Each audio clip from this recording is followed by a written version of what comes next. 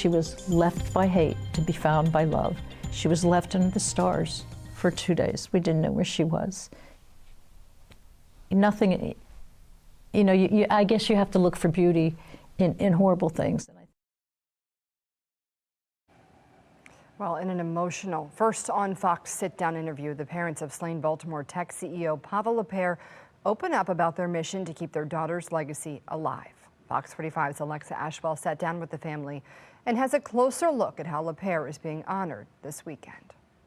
Imagine grieving the violent loss of your child while also pushing for justice and for legislative changes, as well as ensuring the work the young CEO started continues, all in 6 short months. She laid, like I said, a great foundation, and we're just not going to let it crumble. This is like the saddest time of our life. We lost our daughter, but to counter it, it was like we knew how great, or we thought we knew how great she was. She was even greater than what we thought. Back in Baltimore, Frank and Caroline LaPere are sitting down to talk in depth about their daughter, 26-year-old Pava LaPere, her death, the anguish. Excuse me.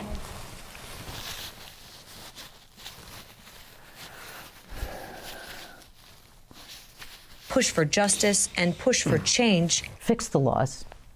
Make the streets safer. And the legacy the Baltimore tech CEO, who was featured on Forbes' Top 30 Under 30, leaves behind. She has an idea, and let's get something done together for everybody to benefit from. And now they will. The family here for a dedication. This building on Johns Hopkins University's campus will soon be named the Pava Marie LaPere Center for Entrepreneurship. LaPere graduated from JHU with a degree in sociology back in 2019, and according to her parents, helped write the curriculum for aspiring entrepreneurs. This building, a space for them.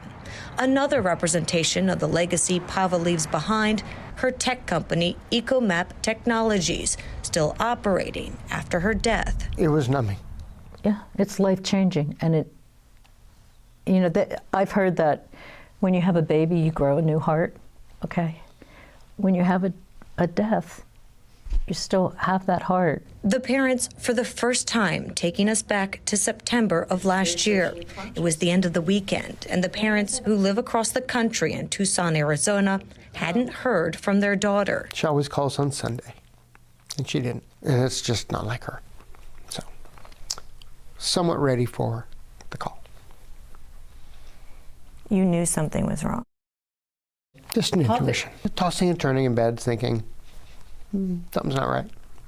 Why didn't she call? Yeah, you just know. Something's not right. Their fears worsened Monday morning when Frank says he received a phone call from Pava's co-worker. She hadn't shown up for a meeting, which was highly out of character. A missing persons report was filed.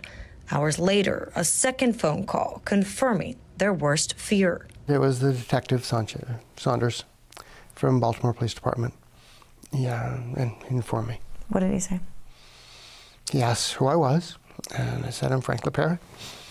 He said, are you related to Pava LaPere? I said, yes. He said, sorry to tell you that your daughter was found deceased. And then we flew out the next morning. Pava had been found beaten to death on the roof of her apartment building in Baltimore.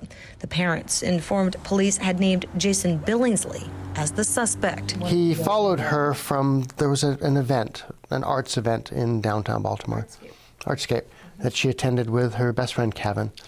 And they walked back and split off to go in their each directions. And the suspect followed her for several blocks and waited till she entered the building and then approached the door. It was a beautiful act from her heart, just to try to help someone else. That's what she did. And to open the door, you mean? Yeah. To open the door to let someone in, you know. Because she didn't know him. No, and there had been no bulletins put out or anything. No warning that Billingsley had been named as the suspect in an attempted murder and rape of a couple in their Baltimore home just days before Pava's death. At the time, Billingsley hadn't even been out of prison for a full year. Back in 2013, he was convicted of a first-degree sex offense, but released early for earning good time or diminution credit. And I firmly believe it could have been avoided. The parents, with the help of state's attorneys across Maryland, including City State's Attorney Ivan Bates, looking to change the state's early release system. It's one of two pieces of legislation the family is pushing for. The other, providing annual grants to up-and-coming entrepreneurs as part of the governor's economic development budget. Earlier this year, Frank and Caroline testifying before lawmakers. You said no parent should have to identify their daughter barely recognizable. We want to have no other family have to go through what we went through. It was a very, very violent crime, and we're not here, and this act isn't here just for Pava. This